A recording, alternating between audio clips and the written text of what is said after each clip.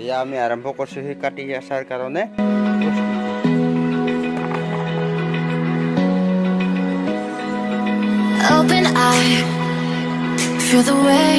এতিয়া মই যোগাৰ কৰি আছো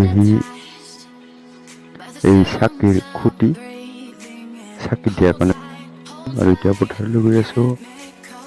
ধানবিলাক খুব মানে বেয়াও হোৱা নাই, খুব ভালো হোৱা নাই, সেনেকুৱা ধানৰ মাজে মাজে গৈ আছো।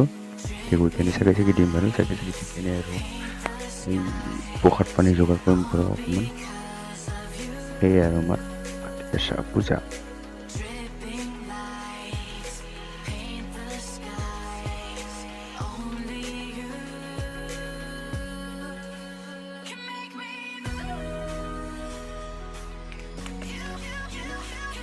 এতিয়া আমি কাতি কেঁচাৰ কাৰণে পূজা অৰ্চনা আৰম্ভ কৰিছোঁ। দে কওঁ তই কওঁ কি বোলে চিঞৰিছিলি কতো একবাৰ।